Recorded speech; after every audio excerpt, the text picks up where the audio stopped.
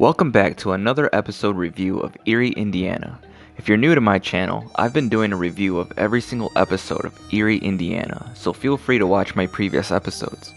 In this video, I'll be reviewing episode 16, called No Brain, No Pain. So let's get into it. This episode originally aired on March 15th, 1992, and was directed by Greg Beeman, who's known for Heroes, Falling Skies, and Stargirl. The episode starts off with Marshall and his family leaving a Chinese restaurant and reading their fortune cookies. Who will live to tell the tale? I don't get mine. You will see the world through eyes of many? Then Edgar reads his. Little did he know his fortune was going to come true. Your immediate future will be interrupted by a mysterious stranger. Oh, how exciting!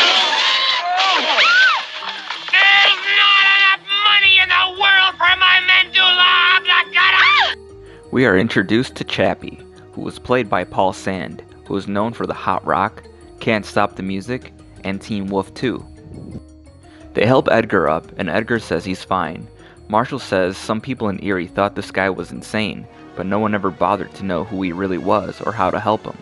Marshall's mom feels sorry for him, but Cindy cuts her off and tells her that he's the Mad Whacker. Simon agrees with Cindy and tells him that he's called the Mad Whacker because he used an axe to kill his entire family. But Edgar just brushes it off. I've heard rumors he was Eerie's last living liberal. What's a liberal? I'll explain it to you when you're older. Well, I don't care if he's a liberal or an axe murderer. I want you two boys to stay clear of him. Understood? Yes, Mom. Marshall keeps an eye on Chappie, and Simon tells him to come on. Marshall asks Simon if he looks like an axe murderer to him. Well, he's shorter than most. Suddenly, a car stops in front of Chappie, and a mysterious woman gets out. She was played by Anita Morris. She was known for Cheers, Matlock, A Different World, and Tales from the Crypt. Sadly, she passed away in 1994. The mysterious woman attacks Chappie and pulls some sort of weird gun on him and says he's not getting away this time, and shoots Chappie with the gun. Marshall then shouts out Junior Police, and then the mysterious woman points the gun at Marshall and Simon. Then suddenly Dash appears from the fire escape. Hey, don't you boys know it's not nice to tease a poor defenseless woman? Whoa. She points the gun at him, and Dash hides behind Marshall and Simon. Police sirens are then heard, and the woman leaves. I'll be back.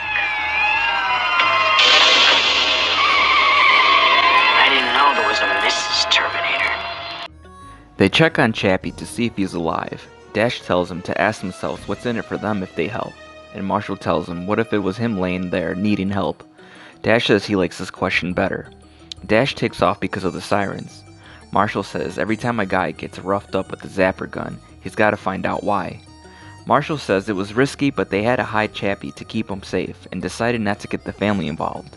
Cindy keeps knocking on the door trying to get into the bathroom, but Marshall tells her to go away because he's shaving for the first time and he needs to concentrate. Edgar hears and says congratulations to Marshall and gives him advice on if he nicks himself shaving. My Sharona, my Sharona, my Sharona, my Sharona. They give Chappie a screwdriver to calm him down. Simon wonders if Sharona is his wife or sister's name. Marshall says maybe, as his hand is full of black grease from Chappie's jacket. Marshall says they have nothing to go on, no money and no ID. I've got nothing. One handsome haircut. Marshall then thinks to check his shopping cart. Marshall says that Chappie didn't seem the type of guy that people would want to kidnap, and he didn't seem like an axe murderer. It cuts to town, where that mysterious woman is now dressed like a poor old woman looking for Chappie, who she says is her long-lost brother pushing a cart around. Dash then appears behind her. She asks Dash if he's seen him, but Dash tells her to cut the lies. Well, well, well. If it isn't the little boy with the premature gray hair. Where is he? Dash pretty much asks for money for his info. She gives him $100 to refresh his memory. He tells her he'll bring Mr. Crazy to her at 5 o'clock by the old mill. She tells Dash that they have a lot in common and he's gonna go far in the world. It cuts to Marshall's house where Cindy was watching TV. I swear I did not bake sticky buns with Carol. But did you bake? What a liar! Marshall asks Cindy if she can watch Chappie, who they tell her is Simon's Uncle Morris, but he doesn't speak any English. The electron modulator is finished! Excuse me? He speaks a little English. You know, electron modulator, that kind of thing. Marshall asks Cindy if she doesn't mind if he watches TV with her, and Cindy says it's okay. When are you gonna give me some time, Sharona? They didn't have much to go on, just the word Sharona that he kept repeating. Marshall says he can tell a lot from a guy by what he keeps in his shopping cart. Just then, Dash pops up from the bushes. Marshall says there was a lot of junk in his shopping cart, but also a lot of gadgets and inventions. I think it's an antique thing called an 8-track. They notice a song called My Sharona on it. They figure it must have some sort of connection to Chappie. It cuts back to Chappie at Marshall's house, where Cindy is explaining to him her TV show she's watching. They take your brain too? Just then, Dash rings the doorbell and tells Sydney that Simon forgot to mention that Uncle Morris forgot to take his medicine. Uncle Mo! Long time no see. Ha! Ah, how he loves to tinker. It's finished! Marshall and Simon are going through Chappie's things when Simon finds an axe and Marshall and Simon scream, worried for Cindy.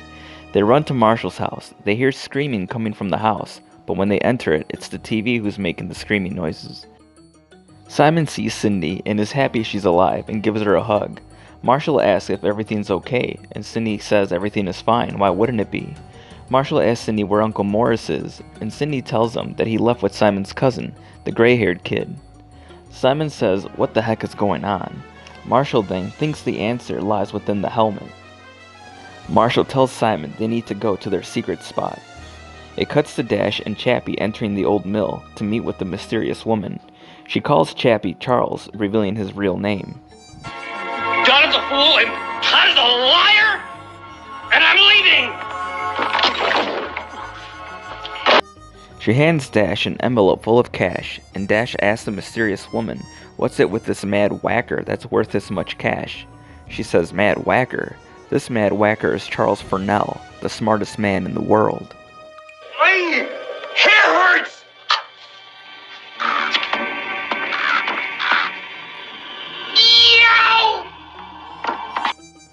The mysterious woman says that Charles was the youngest person to calculate pi without scratch paper. She says in 1978, he invented the most powerful and valuable invention since the atom bomb, the brainelizer. It could turn any ordinary man into a genius, and any genius into this. She says she had the world at her fingertips. Everything was set. Then one day, she returned from lunch, the brainelizer was destroyed, and Charles was like this. Her only hope is that he has a few brain cells left to build it again. Then Dash says maybe he already has. It cuts to Marshall and Simon with Charles' stuff, and it's amazing because all of it seems to fit together. Marshall puts in the A-track and hits a button, which electrocutes Simon because he's wearing the helmet, and it launches Simon into the air, and when Simon wakes up, he starts talking funny. Uncanny. An obvious symbiotic transneuroconversion. I knew it! Simon?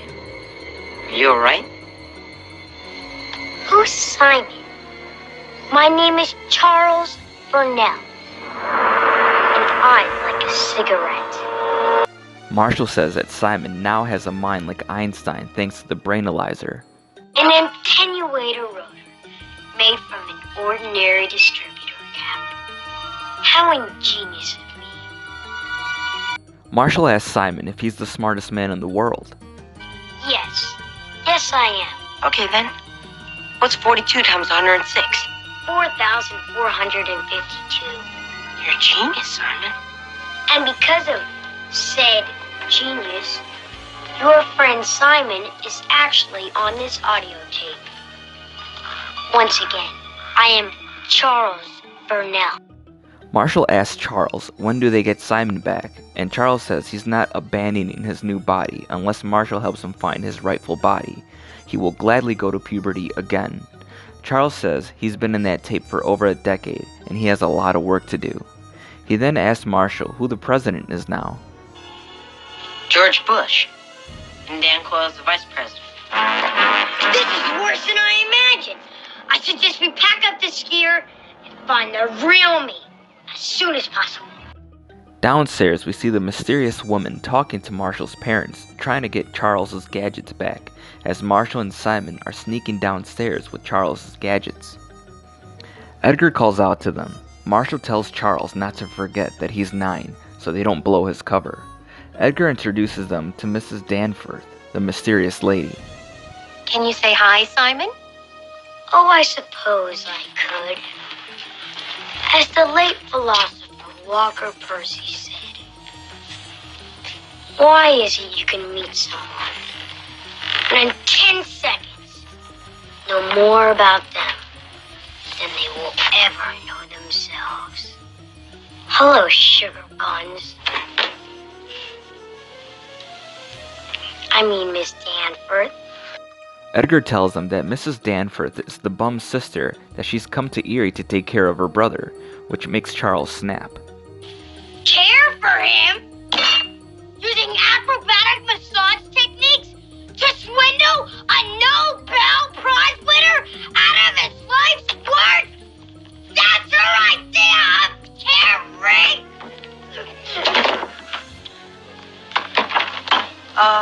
Sorry, Simon's not himself. Well, I hope you find him, miss.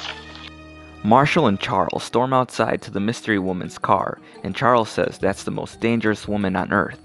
Charles hops in the car and hot wires it, leaving Marshall amazed. Marshall asks him who that lady is. That's no lady. That's my wife. Marshall says that if there's any money to be made in kidnapping Charles, Dash was sure to be in on it. It bugs Marshall that all he cares about is money. They arrive at the mill, and Marshall tells Simon to be careful. I know Taekwondo. These hands are registered weapons. Then they see Charles's body tied up. Charles says, "Look at me, I'm flabbergasted," and to remind him to join a gym when this is over. Then Charles says to the brainelizer. They set up the brainelizer, and Marshall goes over the instructions again. Now let me see if I got this straight. I download your brain onto this tape, then I put the headset on him, then I switch to upload, and then I hit the power. Marshall hits the start button, and we see Simon pass out for a second.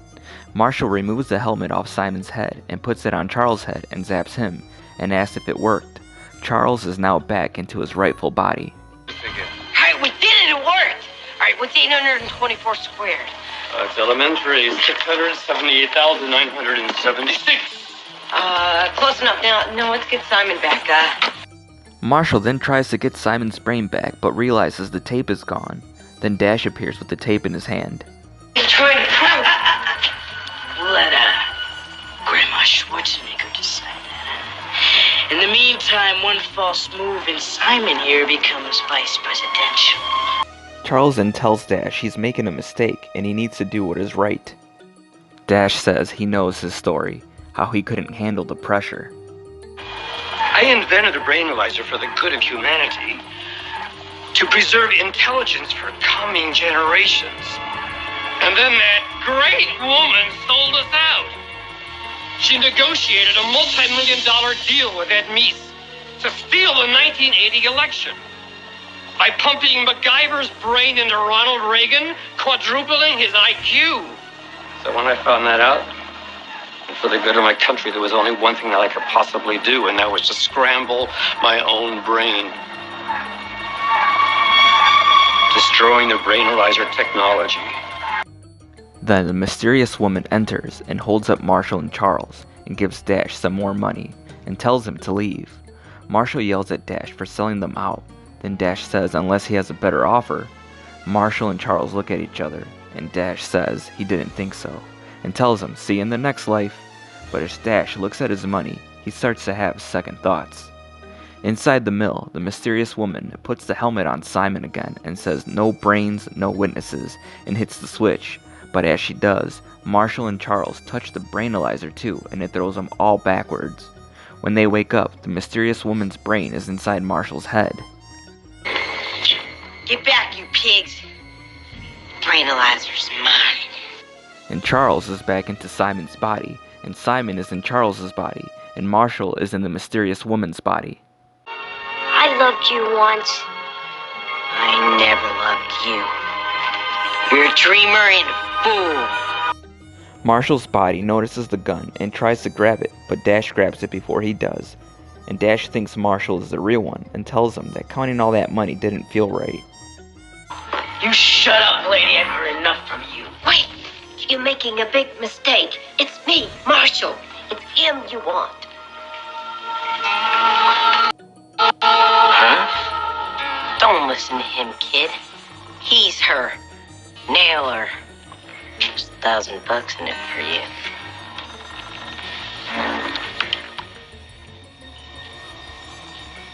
Wait a minute. The real Marshall Teller doesn't have $1,000. Oops. Marshall says you can't underestimate anyone because the guy they thought that was a bum turned out to be the smartest man in the world. Marshall says that Dash showed he had some heart after all. Marshall says they got everyone's brain back to where they belonged, but it took a while. It's you. So why'd you come back? Well, I just did like you said. I asked myself what if that was me that needed help. I must be coming down with something. In Marshall's attic, he says he got a letter from Chappie.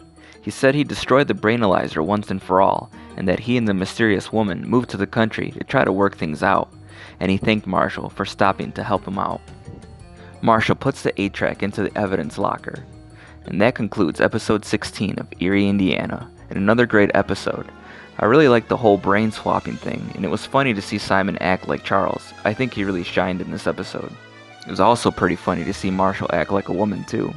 Let me know if you remember this episode, and I thank you for watching, and I'll see you in the next one.